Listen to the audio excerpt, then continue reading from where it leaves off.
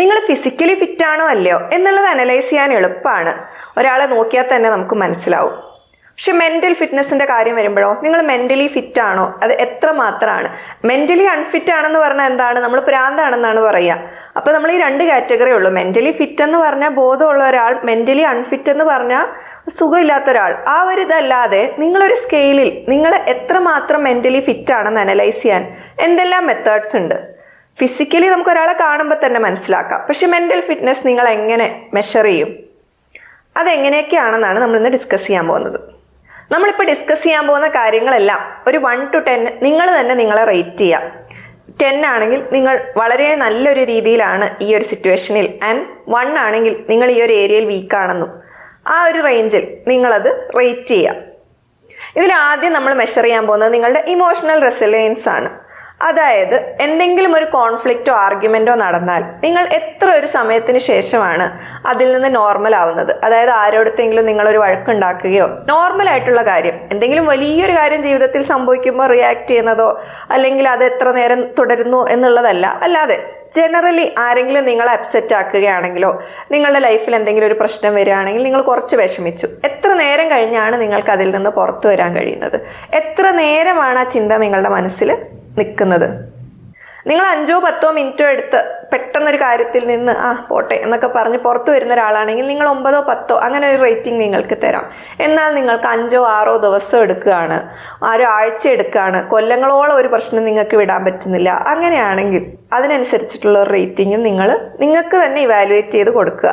ഇനി അടുത്ത ചെക്ക് ചെയ്യേണ്ട കാര്യം, നിങ്ങളുടെ അതേ അഭിപ്രായം ഇല്ലാത്ത ആൾക്കാരുടെ കൂടെ നിങ്ങൾക്ക് എത്ര നേരമാണ് ടൈം സ്പെൻഡ് ചെയ്യാൻ കഴിയുക? എത്ര നേരം എന്ന് വെച്ചാൽ അവരെ സഹിച്ചു അവരുടെ കൂടെ വെറുതെ ഒരു ആർഗ്യുമെൻറ്റിൽ ഏർപ്പെടുക എന്നുള്ളതല്ല. അങ്ങനെ ഒരു ഒപ്പീനിയൻ, നിങ്ങൾ വളരെ സ്റ്റേൺ ആയി ബിലീവ് ചെയ്യുന്ന ഒരു കാര്യം, അതിന് എതിരായിട്ട് ബിലീവ് ചെയ്യുന്ന ഒരാൾ, സാധാരണ ഇങ്ങനെ നമ്മളുടെ ഒപ്പീനിയനുമായിട്ട് കോൺഫ്ലിക്റ്റ് ചെയ്യുന്ന ഒരാളുടെ കൂടെ നമ്മൾ ഇൻട്രാക്ട് ചെയ്യേണ്ടി വരുമ്പോൾ നമ്മൾ എന്താണ് പറയുക? എനിക്ക് ഇയാളായിട്ട് കണക്ട് ചെയ്യാൻ പറ്റുന്നില്ല, ഇയാളുടെ ബിലീഫ് സിസ്റ്റം കംപ്ലീറ്റ്ലി തെറ്റാണ്. പക്ഷെ പല അവസരങ്ങളിലും നമുക്ക് അങ്ങനെ ഒരാളെ ഇറങ്ങിപ്പോന്നോ അല്ലെങ്കിൽ നമുക്ക് അവിടെ നിന്ന് ഇറങ്ങിപ്പോകാനോ പറ്റുന്നൊരു സാഹചര്യമല്ല. നിങ്ങൾക്ക് എത്ര ഒരു രീതിയിലാണ് ഒരു 1 to 10 ഇങ്ങനെ ഒരു വ്യക്തിയെ ടോളറേറ്റ് ചെയ്യാൻ കഴിയുന്നത്? അല്ലെങ്കിൽ ഇങ്ങനെ ഒരു വ്യക്തിയെ ടോളറേറ്റ് ചെയ്യാന്ന് പറഞ്ഞാൽ അയാൾ പറയുന്നത് മുഴുവൻ അക്സെപ്റ്റ് ചെയ്യുക അങ്ങനെയൊന്നുമല്ല. ഇങ്ങനെ ഒരു സാഹചര്യത്തിൽ ന്യൂട്രലായിട്ട് നിങ്ങൾ ഇമോഷണലി ട്രിഗേർഡ് ആവാതെ എത്ര നേരം നിങ്ങൾക്ക് ചെലവഴിക്കാൻ കഴിയും? ആൻഡ് നിങ്ങൾ അങ്ങനെയുള്ള ഒരാളുടെ കൂടെ ചെലവഴിക്കുമ്പോൾ ഈ സിറ്റുവേഷനിൽ നിന്ന് ഓടിപ്പോകാനാണോ നോക്കാറ്? അതോ ഇന്നയാൾ അയാളുടെ അറിയില്ലായ്മ കൊണ്ടോ അല്ലെങ്കിൽ വിവരമില്ലാത്തത് കൊണ്ടോ പറയുന്നതാണെന്ന് മനസ്സിലാക്കി അത് കേട്ട് ഇതിലേ കേട്ട് വിടാനുള്ള ഒരു ചാൻസ് ആണോ? നിങ്ങൾ തന്നെ ആലോചിച്ച് നിങ്ങളെ 1 to 10 ഈ ഒരു സിറ്റുവേഷനിൽ നിങ്ങൾ റേറ്റ് ചെയ്യുക. ഇനി മൂന്നാമത്തെ കാര്യം, നിങ്ങൾ എത്ര ഓപ്പൺ മൈൻഡഡ് ആണെന്നുള്ളതാണ്. ഓപ്പൺ മൈൻഡഡ്നെസ് എന്ന് പറയുമ്പോൾ നിങ്ങൾ എല്ലാ കാര്യങ്ങളും അക്സെപ്റ്റ് ചെയ്യുന്നു അല്ലെങ്കിൽ ഒരു പുരോഗമന ചിന്താഗതിയുള്ള ആളാണോ? അങ്ങനെയൊന്നുമല്ല. നിങ്ങൾക്ക് ചില വാല്യൂ സിസ്റ്റംസ് ഉണ്ടാവും, ഇന്ന കാര്യങ്ങൾ. ഒരു വളരെ വിയേർഡായിട്ടുള്ള എക്സാമ്പിൾ പറയുകയാണെങ്കിൽ, ഭൂമി ഉരുണ്ടതാണ് എന്ന് നമുക്കൊക്കെ അറിയാം. ഒരാൾ പെട്ടെന്ന് വന്ന് പറയുകയാണ് പരന്നതാണ്. അപ്പോൾ അതിന് നമ്മൾ എങ്ങനെ റിയാക്ട് ചെയ്യുന്നു? അതായത് ഇത് വളരെ വിയേർഡായിട്ടുള്ളൊരു എക്സാമ്പിളാണ് കേട്ടോ. പരന്നതാണെന്ന് നിങ്ങൾ അക്സെപ്റ്റ് ചെയ്യണം അല്ലെങ്കിൽ പരന്നതാണോ എന്ന് ചിന്തിക്കുമോ എന്നല്ല ഈ എക്സാമ്പിൾ പറയാൻ കാരണം. ഇതുപോലെയുള്ള എന്തെങ്കിലും ഒരു കാര്യം, നിങ്ങൾ ഫാക്റ്റ് ആണെന്ന് വിചാരിച്ചിരുന്ന എന്തെങ്കിലും ഒരു കാര്യം ഒരാൾ വന്നിട്ട് അത് അങ്ങനെയല്ല ഇത് ഇങ്ങനെയാണെന്ന് പറയുമ്പോൾ അപ്പം തന്നെ അത് അടച്ച ഒരു ഫാക്റ്റ് ആയതുകൊണ്ട് മാത്രം അതിനെ റിജക്റ്റ് ചെയ്യാതെ നിങ്ങളത് ഓപ്പൺ മൈൻഡഡ് ആയിട്ട് കേൾക്കാൻ തയ്യാറാണോ? നിങ്ങൾ ബിലീവ് ചെയ്യുന്നത് തെറ്റാണെന്നാണ്, എന്നാലും ഇന്നയാൾ പറഞ്ഞ സ്ഥിതിക്ക് എന്തെങ്കിലും പോയിന്റ് ഉണ്ടോ, ഇയാൾ പറയുന്നതിന് എന്തെങ്കിലും കാര്യമുണ്ടോ എന്ന് കേൾക്കാനുള്ളൊരു മനസ്സ് നിങ്ങൾക്കുണ്ടോ? അതാണ് ഓപ്പൺ മൈൻഡഡ്നെസ്. അല്ലാതെ നിങ്ങൾ പുരോഗമന ചിന്താഗതിയുള്ള ആളാണോന്നോ വളരെ ഫ്രീ ആയിട്ട് ബിഹേവ് ചെയ്യുന്ന ആളാണോ? അതല്ല. നിങ്ങൾക്ക് തെറ്റെന്ന് തോന്നുന്ന ഒരു കാര്യം ഒരാൾ പറയുമ്പോൾ അതിലെന്തെങ്കിലും കാര്യമുണ്ടോ എന്ന് നിങ്ങൾ കേൾക്കാൻ മനസ്സ് വെക്കുന്നുണ്ടോ? ആ ഓപ്പൺ മൈൻഡഡ്നെസ്, അതിൽ നിങ്ങളെ തന്നെ 1 to 10 വീണ്ടും റേറ്റ് ചെയ്യാം. ഇനി നാലാമത്തെ കാര്യം, നിങ്ങൾ ക്യൂരിയസ് ആയിട്ടുള്ള ഒരാളാണോ? ക്യൂരിയോസിറ്റി എന്ന് പറയുമ്പം അവിടെയോ ഇവിടെയോ നടന്നൊരു സംഭവം അറിയാനുള്ള ക്യൂരിയോസിറ്റി അല്ല. പോസിറ്റീവായിട്ട് നിങ്ങൾ എന്തെങ്കിലും പുതിയൊരു അറിവ് നേടാനോ അല്ലെങ്കിൽ നിങ്ങളെ തന്നെ ഡെവലപ്പ് ചെയ്യാനോ, ഇങ്ങനെ ഒരു കാര്യം ഞാൻ കേട്ടു, ഇതൊന്നും അറിഞ്ഞാൽ കൊള്ളാം, അങ്ങനത്തെ ഒരു ക്യൂരിയോസിറ്റി നിങ്ങൾക്ക് വരുന്നുണ്ടോ? നിങ്ങൾക്ക് ചിലപ്പോൾ നിങ്ങളുടെ വർക്കിലാവാം, നിങ്ങളുടെ റിലേഷൻഷിപ്സിലാവാം, അല്ലെങ്കിൽ ഡേ ടു ഡേ എന്തെങ്കിലും കാര്യങ്ങളിൽ പ്രൊഡക്റ്റീവായിട്ടുള്ളത് പുതിയതായിട്ടുള്ള കാര്യങ്ങൾ അറിയാൻ നിങ്ങൾക്ക് ആഗ്രഹം തോന്നാറുണ്ടോ? അതോ നിങ്ങളുടെ ഒരു ആറ്റിറ്റ്യൂഡ്, ഓ ഇതൊക്കെ അറിഞ്ഞിട്ട് ഇപ്പം എന്ത് ചെയ്യാനാ, അല്ലെങ്കിൽ എനിക്കിപ്പോൾ ഈ വയസ്സാം കാലത്താണോ പഠിക്കേണ്ട കാര്യം, കോളേജിലൊക്കെ പഠിച്ചില്ലേ, സ്കൂളിൽ പഠിച്ചു, കോളേജിൽ പഠിച്ചു, എല്ലാം പഠിച്ചു, ഇനിയും പഠിക്കണോ? അതോ നിങ്ങൾക്ക് പുതിയ പുതിയ കാര്യങ്ങൾ അറിയാൻ ഏതെങ്കിലും രീതിയിൽ, അത് നിങ്ങളുടെ വർക്കുമായിട്ട് ബന്ധപ്പെട്ടോ ആവാം, നിങ്ങൾ ജോലി ചെയ്യുന്ന സ്ഥലത്ത്, അല്ലെങ്കിൽ ചെറിയ ചെറിയ കാര്യങ്ങളിൽ നിങ്ങൾ ക്യൂരിയസ് ആണോ?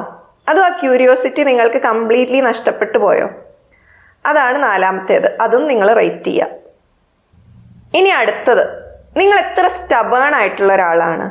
നിങ്ങൾ എത്രമാത്രം വാദിക്കാറുണ്ട് നിങ്ങളുടെ ഒരു പോയിന്റ് ഒരാളുടെ അടുത്ത് പ്രൂവ് ചെയ്യാൻ വേണ്ടി? അയാൾക്കത് റെലവൻ്റ് ആണോ അല്ലയോ എന്നുള്ളതല്ല, നിങ്ങൾക്ക് ഈ ഒരു പോയിന്റ് ശരിയാണെന്ന് തോന്നുന്നു, ആ ഒരു കാര്യം അത് പ്രൂവ് ചെയ്യാൻ വേണ്ടി നിങ്ങൾ എത്രമാത്രം എഫേർട്ട് എടുത്ത് വാദിക്കാറുണ്ട്? നിങ്ങൾ എന്തെങ്കിലും ഒരു കാര്യം കുറേ അനലൈസ് ചെയ്തിട്ട് കണ്ടുപിടിക്കുകയാണ്, ഇന്ന കാര്യം ശരിയോ തെറ്റോ ആണ്, അല്ലെങ്കിൽ ഇന്ന കാര്യം നല്ലതോ ചീത്തയോ ആണ്. അപ്പോൾ അത് നിങ്ങൾ ആരുടെടുത്തെങ്കിലും എക്സ്പ്രസ് ചെയ്യാൻ നോക്കുമ്പം അവർ ഒരു രീതിയിൽ അത് എടുക്കുന്നില്ല.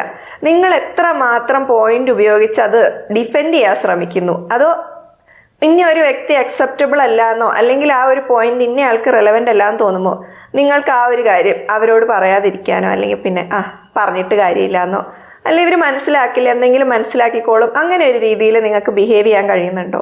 അതോ നിങ്ങൾ സ്റ്റബേണായിട്ട് ആ ഒരു പോയിന്റ് പ്രൂവ് ചെയ്യാൻ വേണ്ടി എങ്ങനെയെങ്കിലും അവിടെ തന്നെ ആ ഒരു നിമിഷം തന്നെ കുറേ റിസർച്ച് നടത്തി ഇന്ന പോയിന്റ് ഇന്ന ആൾ പറഞ്ഞു, ഇനി ഉള്ളതും ഇല്ലാത്തതുമായിട്ടുള്ള പോയിന്റുകൾ ഇതിനെ സപ്പോർട്ട് ചെയ്യാൻ നിങ്ങൾ അപ്പോൾ ഡെവലപ്പ് ചെയ്തെടുക്കാറുണ്ടോ? ജസ്റ്റ് ഈ ഒരു വിഷയത്തിൽ ജയിക്കാൻ വേണ്ടി മാത്രം. അങ്ങനത്തെ ഒരു സ്വഭാവം നിങ്ങൾക്കുണ്ടോ? ഉണ്ടെങ്കിൽ അതും നിങ്ങൾ റേറ്റ് ചെയ്യുക 1 to 10. ഇത് നിങ്ങൾ ഇൻഡിവിജ്വലായി ചെയ്യേണ്ട ഒരു റേറ്റിംഗ് ആണ്. അല്ലാതെ ഇന്ന രീതിയിൽ ബിഹേവ് ചെയ്യുന്ന ആൾക്ക് ഈ ഒരു നമ്പർ, ഈ രീതിയിൽ ബിഹേവ് ചെയ്യുന്ന ആൾക്ക് ഈ നമ്പർ, അങ്ങനെയില്ല.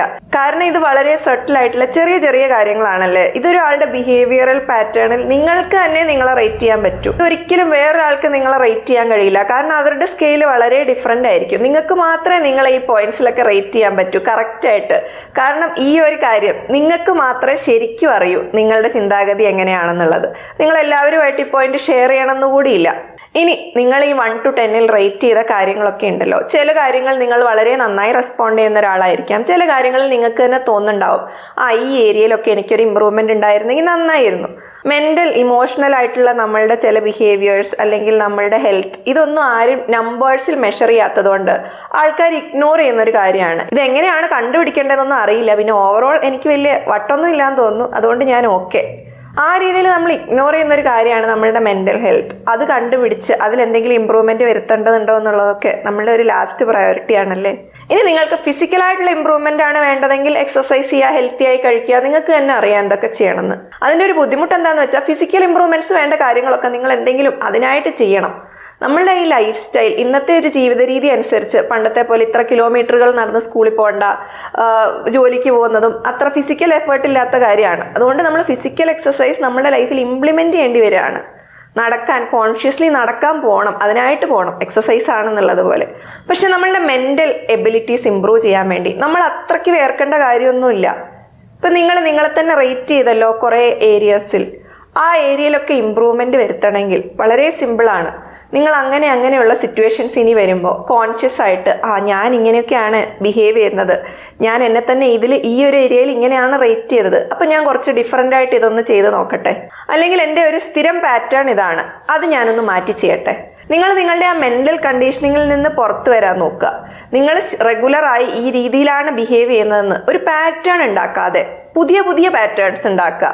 നിങ്ങളെ തന്നെ ഒന്ന് അതിശയിപ്പിക്കുക. നിങ്ങൾ വിചാരിക്കാത്ത രീതിയിലൊക്കെ ബിഹേവ് ചെയ്യാൻ ശ്രമിക്കുക. ഇങ്ങനെയുള്ള എക്സർസൈസ് ഒന്നും ആൾക്കാർക്ക് ചെയ്യാൻ മടിയായതുകൊണ്ടാണ് ഈ മെൻ്റൽ എക്സസൈസ് ആയിട്ട് ആൾക്കാരോട് നിങ്ങൾ നടക്കുന്നത്, തിരിച്ച് നടക്കുക, ബാക്കിലോട്ട് നടക്കുക, അങ്ങനത്തെ കുറേ എക്സസൈസുകൾ ആൾക്കാർ ചെയ്യുന്ന കണ്ടിട്ടില്ലേ? അതൊക്കെ എന്താണ്? അവരുടെ കണ്ടീഷനിങ് മുന്നോട്ട് നടക്കാനാണ്. കണ്ടീഷനിങ് ഓപ്പോസിറ്റ് ആയിട്ട് ചെയ്യുന്നത് മെൻ്റൽ എക്സസൈസ് ആണ്. അതേ കാര്യം നമുക്ക് വളരെ സിമ്പിളായിട്ട് എവിടെയും പോയി തിരിഞ്ഞ് നടക്കുകയൊന്നും വേണ്ട. നിങ്ങൾ ചെയ്യുന്ന കാര്യങ്ങൾ, നിങ്ങളിപ്പോൾ നിങ്ങളെ റേറ്റ് ചെയ്ത കാര്യങ്ങൾ നിങ്ങളൊന്ന് ഡിഫറൻ്റ് ആയിട്ട് ചെയ്യാൻ നോക്കൂ. നിങ്ങളുടെ ലൈഫിൽ അങ്ങനത്തെ സിറ്റുവേഷൻസ് ഇനി വരുമ്പോൾ നിങ്ങൾ ഡിഫറൻ്റ് ആയിട്ട് ബിഹേവ് ചെയ്യാൻ നോക്കൂ. എങ്ങനെ ബിഹേവ് ചെയ്യണം എന്നുള്ളതൊക്കെ നിങ്ങൾക്ക് തന്നെ അറിയാവുന്ന കാര്യങ്ങളാണ്. എന്തിനാണ് ഇതിൻ്റെയൊക്കെ ആവശ്യം? എനിക്ക് വട്ടൊന്നും ഇല്ലല്ലോ, ഞാൻ മെൻ്റലി സ്റ്റേബിൾ ആയിട്ടുള്ള ഒരാളാണ്, പിന്നെ എനിക്ക് അങ്ങനെ തോന്നിയിട്ടൊന്നുമില്ല എനിക്ക് വലിയ പ്രശ്നമുണ്ടെന്ന്, ഞാനൊന്നും ചെയ്യേണ്ട കാര്യമില്ല. അതിലൊരു കാര്യമുണ്ട്, നിങ്ങൾ എന്തെങ്കിലും ഒരു രീതിയിൽ ഗ്രോ ചെയ്യുകയല്ല എന്നുണ്ടെങ്കിൽ അതിൻ്റെ അർത്ഥം ആ ഏരിയയിൽ നിങ്ങൾ സ്റ്റേബിൾ ആണെന്നല്ല.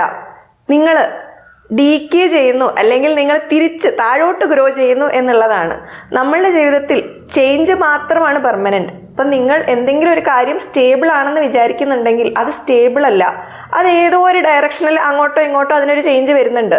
അത് മേലോട്ടല്ലെങ്കിൽ ഉറപ്പായിട്ടും അത് താഴോട്ട് ഏതോ ഒരു ഡയറക്ഷനിലാണ്. അപ്പം നമ്മളുടെ ഈ മെൻ്റൽ എബിലിറ്റീസൊക്കെ മെയിൻറ്റെയിൻ ചെയ്യുക എന്നുള്ളതും അതിനൊക്കെ എക്സസൈസ് കൊടുക്കുക എന്നുള്ളതും വളരെ ഇമ്പോർട്ടൻ്റ് ആണ്. അതാണ് ഇന്നത്തെ ഫുഡ് ഫോർ തോട്ട്.